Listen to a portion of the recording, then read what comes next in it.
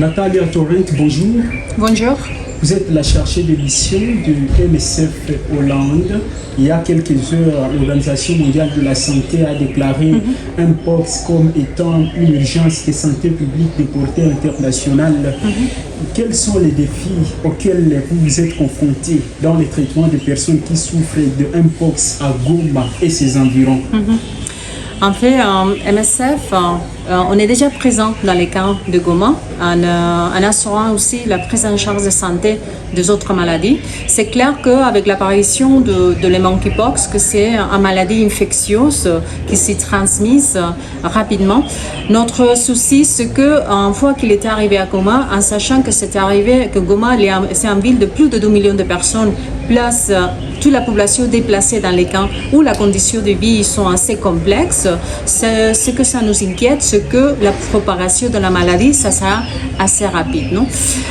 On comprend et on connaît que la maladie, il faut les toucher dans de différents angles. C'est clair qu'il faut trouver une façon de faire que la personne et la communauté s'est mis au centre.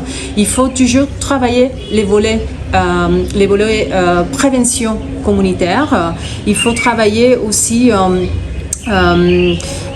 tout la côté de promotion de la santé. Il faudra s'engager bien avec la communauté. Il faudra aussi trouver une façon de surveiller tous les cas et surtout les contacts de tous les cas. Il faudra aussi assurer une prise en charge médicale et aussi assurer une vaccination parce que ça sera la façon qu'on trouvera, ça sera la façon d'arrêter la transmission de la maladie. À MSF, on est en train de se préparer, de mettre en place, surtout dans les endroits où on est déjà présent dans les camps. D'abord, pour comprendre que si les patients ils arrivent dans notre clinique, on est prêt pour identifier que c'est un patient de monkeypox. Alors après aussi on travaille, comme vous savez, c'est primordial d'assurer un isolement de ce patient. Alors on a préparé une structure pour assurer l'isolement.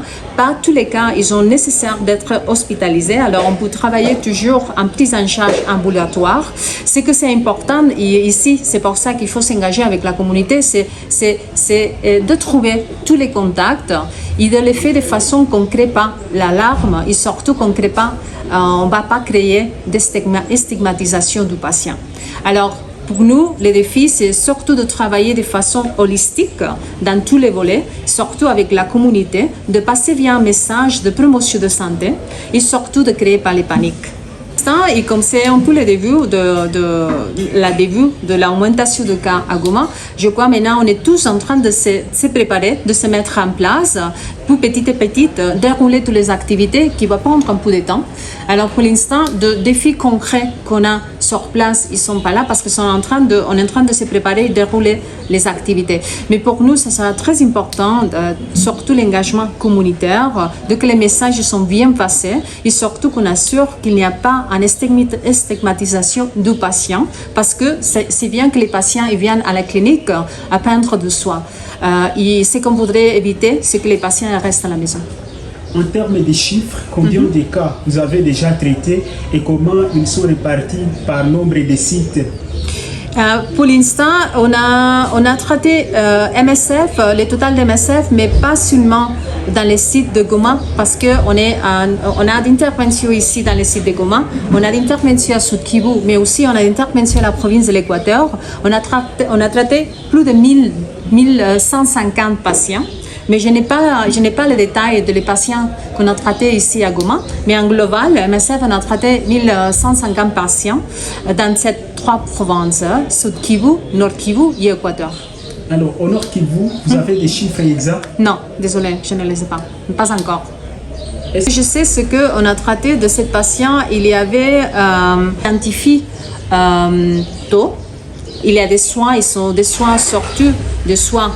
Pour moi, la situation de santé dans les camps de déplacés, ce n'est pas bien. comme vous venez d'évoquer, c'est clair, on surveille toujours.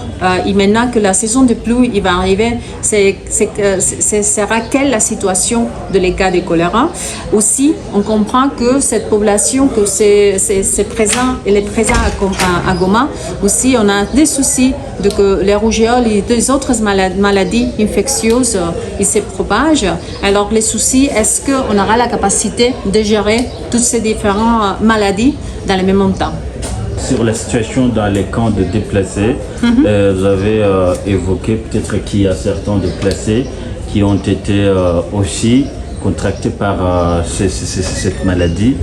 Pouvons savoir quels sont peut-être les mécanismes qu'MSF utilise juste pour aider ces déplacés à s'en sortir? Basiquement, les déplacés et aussi la population à pied, les choses à faire, c'est de se rendre dans les structures de santé pour s'assurer qu'il y a un bon diagnostic de la maladie. Et aussi, dans les camps, la condition de vie de la population de les camps, c'est assez complexe. Et surtout, s'il faut assurer l'isolement, c'est un peu compliqué. C'est pour ça qu'MSF, on est en train d'abord, ce qu'on recommande, c'est que d'abord que les patients ou les personnes ils se rendent dans les structures de santé pour s'assurer qu'il y a un bon diagnostic de la maladie, et aussi qu'il peut avoir une bonne prise en charge, mais aussi on les aide en assurant en mettre en place de quelques structures pour assurer surtout les hygiènes personnelles, les lavages pour faire la lessive des habits, comme ça, des choses que peut-être en vivant dans une situation, dans un camp, en vivant dans un route, c'est assez difficile de garantir un peu l'isolement personnel. Et est-ce que dans les camps de lutte contre monkeypox, vous assistez tous les camps de déplacés de la ville de Goma et Nyiragongo, ou peut-être il y a des cibles? Pour l'instant, on est présent dans les camps où MSF déjà il y a une structure de santé. On est présent dans les camps du nord, de Kanyaruchinga et Mugunga, que c'est les camps qui sont au nord. Et aussi on est présent dans les camps de l'est. Pour l'instant, on a essayé de mettre en place un système d'identification des patients dans les cliniques qu'on a déjà ouvertes, sont déjà ouvertes. Quand les patients ils nous arrivent, on s'assure que s'ils ont des signes de monkeypox, ils sont déjà diagnostiqués.